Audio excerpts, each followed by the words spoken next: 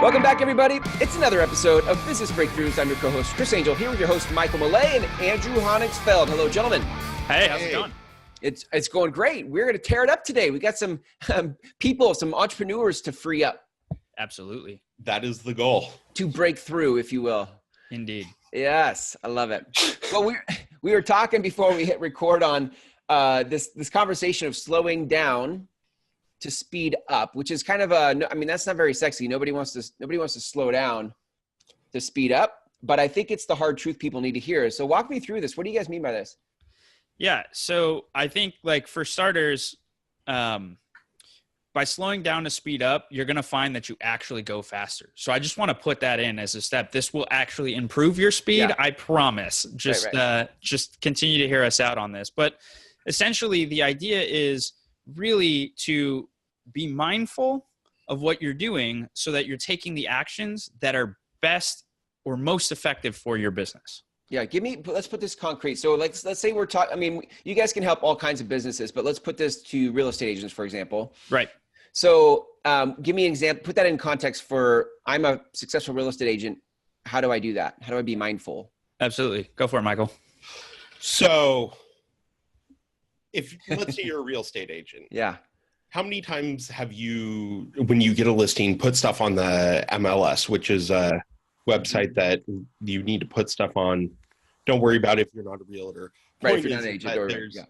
There's certain things you do every single time that you're conducting business. Right. Or every single time that you're advertising, or every single time that you go to do part of a transaction or anything.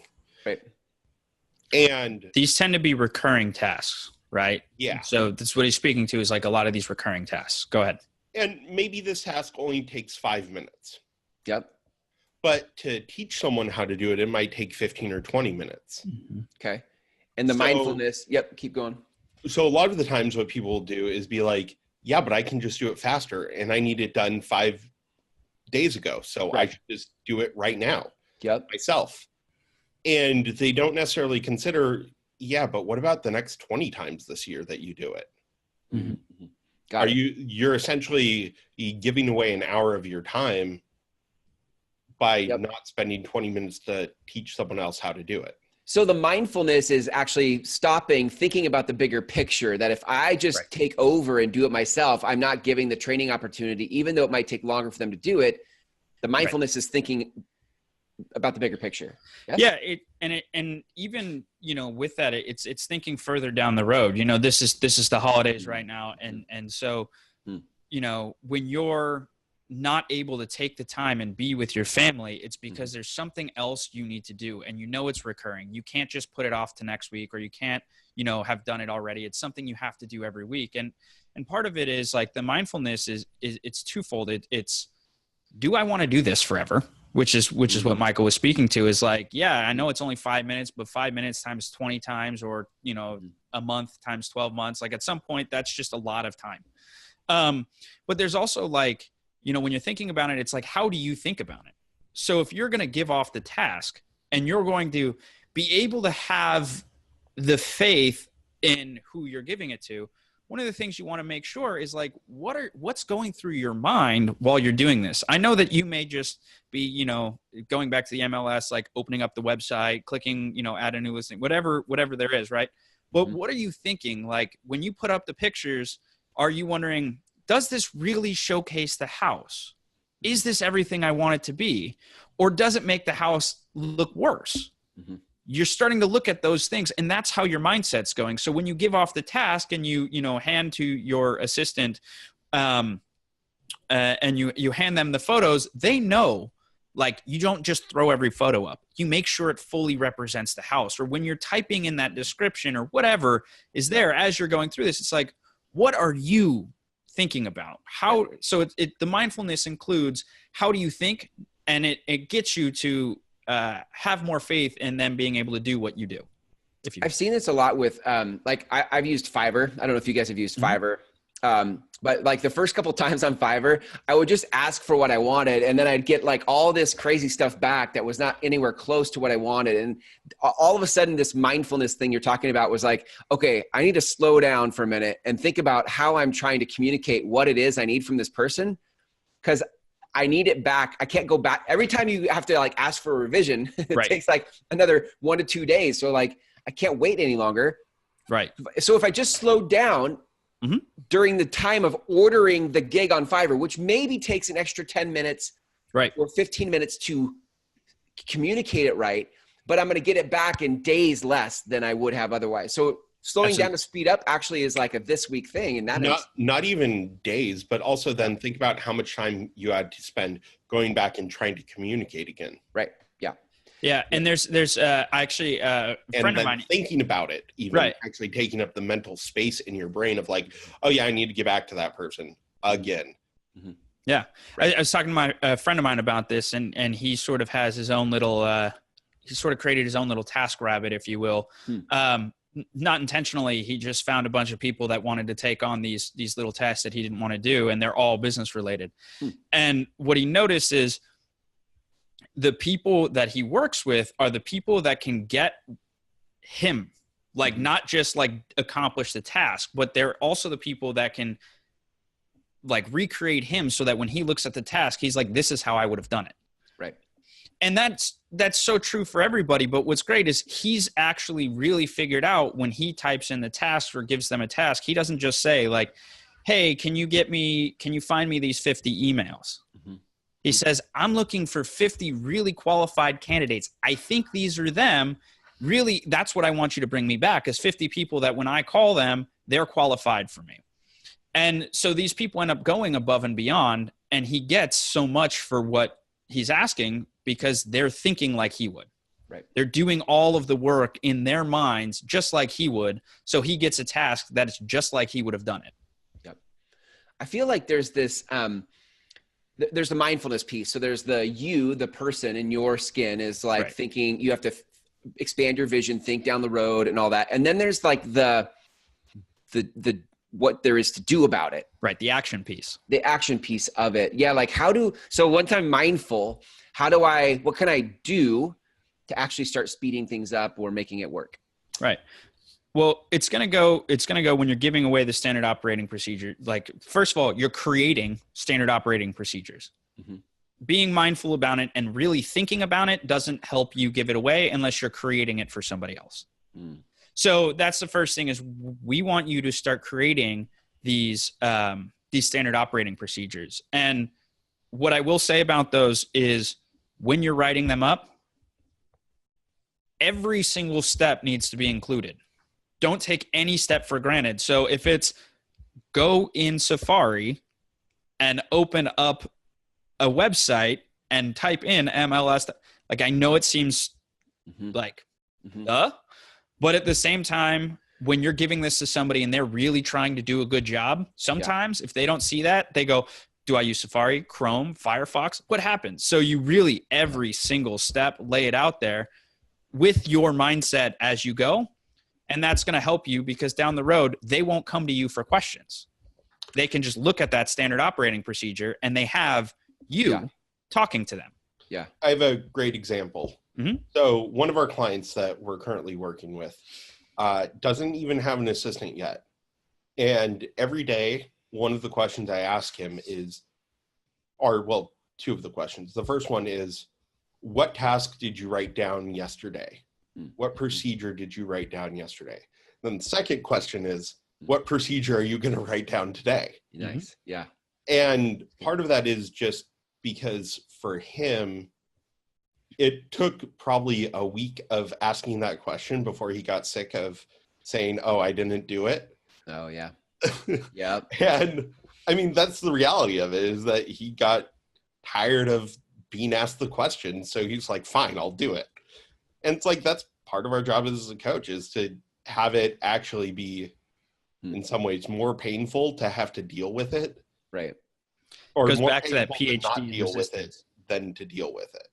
And like, it wasn't a big deal because I got it wasn't about me. It's actually because I was more committed to having his business work than him being comfortable with it. I feel like there's a lot of like, I'm just, for everybody listening, just take a huge deep breath right now. Cause I mean, I'm over here having a panic attack a little bit with like, the idea or the thought of having to like, I'm not a systems guy. So for me to sit down, to sit still enough to write out the steps feels painful just thinking about it. And so what is the, Oh yeah, totally. How do you coach people? How do you coach us people through that? So when it's not our natural style. So I'm going to also say it's not my natural style either. Or mine. And that's part of it, is that it's not about it being a natural style. Mm-hmm. And realistically, I really wish that it didn't work so that I could just ignore it and never have to deal with it. Yeah. Mm-hmm. Right. And unfortunately, it just doesn't actually create what you're committed to. And that's really what we focus on is, the carrot stick kind of thing is like, we're like, look, you want this. And we sort of give you a carrot stick at the same time. It's like, look, you really want this. You're committed to this, right? So we stand there with you, the carrot, and we're also like, and what you're doing now isn't going to get you there. So should we reassess? And people are like, no, I don't want to reassess. I just don't want to have to do this. But also, I think I was going to say, I think like I was saying with the Ph.D. in resistance earlier, I brought up is like, look, even if you are mad at me because I'm trying to have your business succeed, I'm not going to take it personally. I'm sorry. But like, that's we, and it, one of the things we talk about is we're here for your business to succeed. Mm-hmm. Yeah. So sometimes you as the business owner might have to do a little bit more work than you want to do, or do work you don't want to do. But we're doing that so that ultimately you don't have to do work you don't want to do. And you get to spend a little less time and you get to have that life. And for us, that's our commitment. So we're okay if you get mad at us. It really works for us. So I really don't mind at all if someone gets mad at me about it. Right. And I think the madness comes from just the frustration of the work. We're not mad that you're holding us to it. We're just mad that I have to go through. I know I have to go through this, and thank God you're forcing me to do it, or you're there with me to help me with the carrot stick. Well, and so there's two elements to that. One is, as a business owner, realistically, you are highly trained at a certain area. A really good technician. A really good technician. Yep. But at the same time, it's like, no offense, Chris, but like at some level, you're still learning to walk when it comes to running the business as a business. You're like a little toddler in that way. And toddlers throw tantrums. And that's how most business owners are. Is like, they've done maybe one management class. If they're like, let's say a lawyer. How many lawyers, when they go to open a firm, have taken a bunch of management classes and then they're supposed to be running a business? It's like, yeah, they might be the best lawyer ever, but in this other field, they're still just a toddler and they're going to throw a tantrum. And it's like, okay, do you get mad at a toddler for throwing a tantrum? No, you're just okay, you're throwing a tantrum, whatever.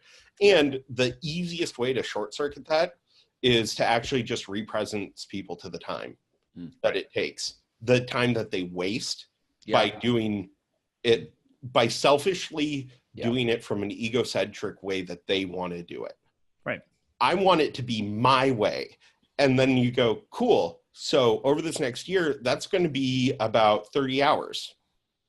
Mm-hmm. And they go, you know what? I think I'm going to take the 5 minutes to write down this procedure. Right. Because if there's one thing people who are busy hate, it's wasting time. They just don't look at the right time frame for the waste of time. They look at it as today, not this week. Maybe this week, if we're lucky this week. But realistically, they don't look at it for this month, this year, the next 5 years. Yeah, it's the idea of short-term or long-term gains, and that's what I was saying earlier is we're interested in like, look, it's a short-term loss of time to have to sit down and write out these procedures. We know that our client is, every time he has to write it out, kind of goes, Well, there goes some time. But when he does have his assistant, because like we said, he's not there yet, right. His assistant is going to have him with them regardless of if he's in the office or not. Have you guys found – sorry, keep going. Oh, I was just going to say, I think that's the part where all of a sudden when training is so easy and training really is just here's a book of standard operating procedures. Yeah. What I want you to do is I want you to look at these every time you take on a task. And if you don't understand anything, then you can update the standard operating procedure yourself. It's a living document. Right. So that it makes the most sense so that I can spend 5 minutes total on all of these standard operating procedures and answering all those questions. Right. Then 20 minutes each time standing over you, making sure you do it, not, basically wasting my time where both of us are doing the same thing. When you look at it that way, it's that long-term gain is just so much more than whatever you give up in the short run. And to piggyback on that, the reason why McDonald's became such a huge name in the fast food industry and expanded so much faster than everyone else is because of their excellence in systems. Right. Their training manual is, the way they run their business isn't necessarily the best in my opinion. They're everything else, but their manual is like a dream come true for a business owner, because it literally what they've done is simplify everything down to the lowest common denominator so that they can hire people for minimum wage and have things run efficiently still. Right. And that's because of how distilled down and simplified things are. I'm thinking of myself as the solopreneur. I'm out in the world building my thing. I'm a technician, but I want my life back. So everything you guys have said, I'm like, okay, I get it. And I'm taking a deep breath that I'll have to just, work through the system of it. But how do I choose which system? Because there's so many things that come at me. How do I know which one to document? That would take me forever just to document what's in my head. How do I choose? Which one do you like the least that day? Okay. So whichever thing you're clear that if you could not do this ever again, that's the thing to document for the day. Beautiful. I know that. Our whole goal is this. I want you to work as little or as much as you want to work. It's the truth. I would love to take everybody from 100 hours down to 5 hours. But if that's what they want. Yeah, but I also know that some people want to work 60 hours a week. That's cool. Sure. Really want to work 60 hours a week. I'm on board. But the question is, what do you want to do for those 60 hours or for those 5 hours or whatever time frame you set? Yep. And if the task that you're taking on isn't included, then write down the standard operating procedure so that somebody else can do it down the road. Yep. Got it. Oh, man. So this would be a perfect transition to go into the difference between you and your business. Do it. Do we want to? Oh, okay, cool. Yes. One of my favorites. Yes, I get to do it. That's awesome. Yes. Please. He's been wanting to do this all week. Pick me. So I just wanted to check on the time inside of that. So part of the whole mindset shift that needs to happen for any of this to work is actually being able to separate yourself and your business from each other. When you think of your business isn't a person, but you are the best employee of your business currently, right? Like without you, the business wouldn't function. Right. Which is great. And at the same time, it's like, because it wouldn't function without you, you can sometimes, a lot of the times what happens is people collapse themselves with their business. And what they miss is that anytime there's a breakdown in their business, it's actually a breakdown in procedures in your business, which are separate from you. But because you're so close to it, you're like, no, it's me being bad at this or good at this, or this person being bad at this or good at this. And like, it's just right there in your face. And oh man, there's so many different ways this could go. But essentially, at a very basic level, it dovetails into trying to manage people from a place of personalities versus accountabilities. Right. And part of it is that you actually have an accountability inside of your business, even if you haven't defined it. And I'm going to assert, unless you have a lot of people working for you, you have many accountabilities inside of your business. And you just don't define none of them. Break that down for me, guys. What does that mean? Like, I have many accountabilities. Does that mean like I have to, like, the responsibility of all the tasks in my business? Is that what you mean? So yeah, we look at it when we say accountabilities. Part of why we say it like that is because it's not just the task, right? We are accountable for getting new clients. Okay.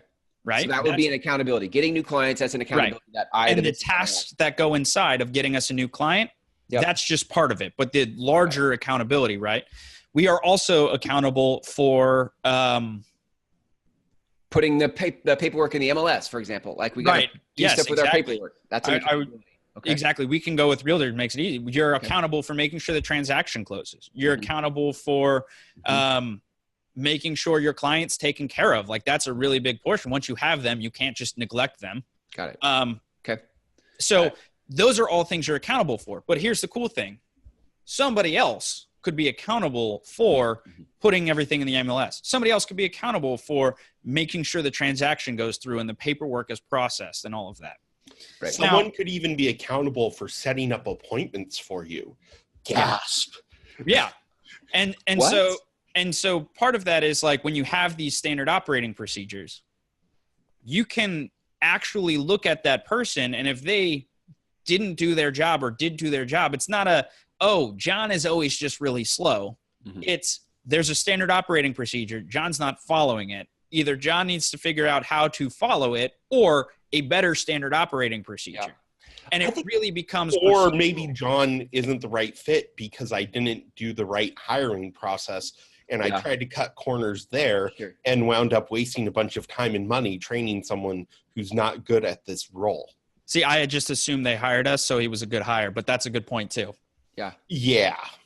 I think I think I'm taking a stab at, there are some tasks or accountabilities that are easier for me to document, whether I like the accountability or not. Like, if I don't like the task, is irrelevant, like, but at least I know what the steps are. Then I think there's other things in our business that we don't really know how to describe what we do. Like, if I had to go document it, I'd be like, I don't really know what to write. It's like, I don't know how to ask for help because I don't know what to ask for. Chris, can I solve this problem for you really quick? I was going to say, do you have a specific example? Because I'd love to hold on. We can solve it way simpler than that, Andrew. Okay. Hire us. Nice. That's the simple answer on how to get through that. Explain that. Yeah, take me through that, because you say that, and then why do you say that? Because how you're looking at it is just in a single little instance, right? Like, okay, this one accountability, I don't know how to put it into words. And you need help translating that. And that's what we do, is we simplify and clarify things in your business. And essentially, we are this mirror that we hold up for you to get what you want and see the difference between the picture you want painted on the wall and the where you're at. Yeah. Right. And it becomes very apparent to you very quickly which actions you need to be taking, because we don't want to force you to do anything. Yeah. Like, that's the reality. Is like, our client, I don't say, hey, you need to do the standard operating procedure today that you promised. I go, which one are you doing? Which one did you do? Right. And it's not a matter of like, like, I'm going to harass him and say, oh, you didn't do it. It's like, no, he knows what his commitment is, like, right. And the same thing with the accountability. The accountability is actually, so like, once you have all the tasks, you then need to bring them together into an accountability as part of the accountability. Yeah. And so it's actually like this multi-tiered interconnected system, which then goes into the hiring process, which is the way we do the hiring process is actually probably the best way to define accountabilities. Yeah. Right. Because that's what we actually get you clear on, even though we don't necessarily say it that way. We just Jedi mind trick you, go, these are accountabilities. And you're like, oh my God, this accountability is great. Yeah. And that was the accountability you were looking for. Yeah. Yeah, pretty much. And that's why I said for that, just hire us, because it's like, it's not something that you can just read a book or watch a YouTube video or even watch this and figure out, because it's actually a personal inward journey of how you think about it, how you communicate it. And usually probably the biggest thing is you actually have collapsed different accountabilities. Right. Because you do wear so many hats as a business owner. And so you view it as, oh, this is all one accountability. The biggest one that people do that on is sales and marketing. Especially with small businesses, they go, I need more clients. I need someone to bring in more clients. And they look for a sales and marketing person or someone that can transition back and forth. And it's like, well, yeah, you might win the lottery and get that person, but realistically, you need to prioritize which you want first. Right. Because they're different skills. Exactly. And you know, there was something he said about the accountabilities are often like you've connected or you've put the two together. Yeah. And it's part of why I wanted to hear what your example is in particular is there tend to be a few that get just sort of like they do it every time, like with sales and marketing. Every business owner really wants a sales and marketer. They're like, I don't want to hire two people. But our big thing is like, the more you can be an expert in the one thing you're doing, the more productive you're going to be. Yeah. And so that's really where we go with it. And also I would say that going to any example, right? Anytime that you're not sure how to write out the accountability, the chances are you're not slowing down enough.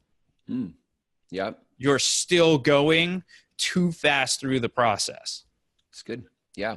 So, you know, that can feel painstaking. Like, but I slowed down an extra 5 minutes. Give it 10, give it 15. I don't know there's no magic number, unfortunately. Yeah. But really slow it down so that you can see every step, including your thoughts in the process. And, you know, like Michael said, look, that's what we do. We help people figure that out. Yeah. I think that's so good because for a lot of people, I don't know what it is. I think maybe it's part hardwired into us as entrepreneurs. Like we'll figure stuff out. So we very much are a DIY type of a tribe. We'll read a book and we'll go to a conference and watch a YouTube video. We'll listen to a podcast. And we try to have all these things to give us the answers for how to do stuff, but then it doesn't take root. Like it doesn't nothing changes. Absolutely. And so all we've really done is watch more videos. We haven't actually made any change. Well, and part of that is a twofold thing. One is there's actually four. Just So start all numbering coming to you at once. Okay, so Here they come. First one is anxiety. Yeah. As entrepreneurs, you're pretty much always going to be anxious about, I need to get something done. I need to get it done. I need that next thing done. I need it done 10 years ago.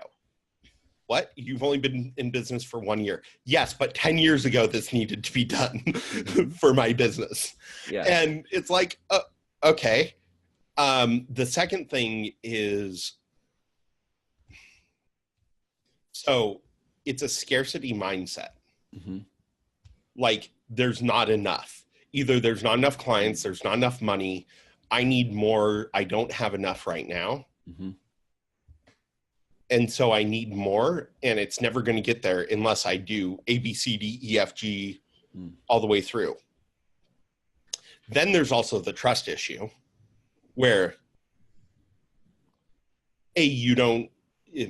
so all trust issues that are external are also internal. Right.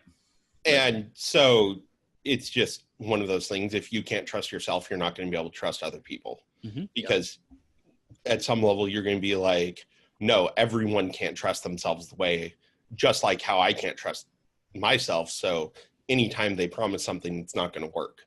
Right. Because they don't act they can't be trusted, just like I can't be trusted. And then there's also like, it's really just it's a miserly thing, which kind of goes back to the scarcity of like, think about it. You might read the book, but do you then go hire the coach, the person who wrote the book? Right. No, because it's too expensive.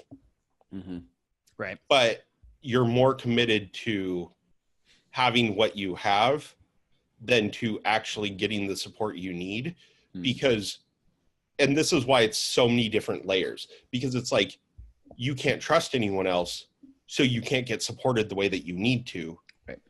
And even if you did get support the way that you need to, you don't trust yourself to be able to then actually fully fulfill on it. Right. And it's going to cost money anyway. And where's that money going to come from? Oh God, money, money, money. Oh God, money. Yeah. And then it gets like anxious, and you get like into that paralyzation of stuff unless you then go do stuff. Yeah. Even though he numbered it, it's not in order. They all flow into each other in this weird matrix of a way, and everybody has their like own a fun house of mirrors with it. Right. And like that anxiety then causes you to have to speed up, because if you stop, then you're going to think about the stuff that's making you anxious and oh God. And that's why so much of it needs to be slowed down, because and it's why a book won't do it for you. A book won't give you that coaching. Yeah. That's why if you don't slow down, you're not going to even be able to think about it, because when you first start slowing down, you're going to get so stressed out. Yeah. Right. Oftentimes, you were saying book, you keep saying book, Chris, and I would also like to point out like seminars as well. Yep. Yeah, I'm not going to go where I wanted to go with that, but essentially what I'll say is this, like, you can take a seminar, but if you do nothing with it, did it matter? Yeah. No. Books and seminars are the same way, and they literally call it seminar syndrome. The guy who goes to every single seminar, applies none of it into his life or his business, and then is like, wow, my life isn't better.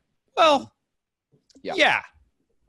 I could have told you that. I think this is one big crescendo into why you guys are so good at what you do. Like it's part of what you do is mindset stuff, because like you said, it's a house of mirrors. Like part of this, you get to uncollapse all of this stuff for people so they actually can see what's true and what's real and not all the confusion of it all. And so, so part of it is mindset, and part of it then is the actual coaching through the things to do. Like when you said, we'll help you figure out what it is to ask for or how to document what you don't know how to document.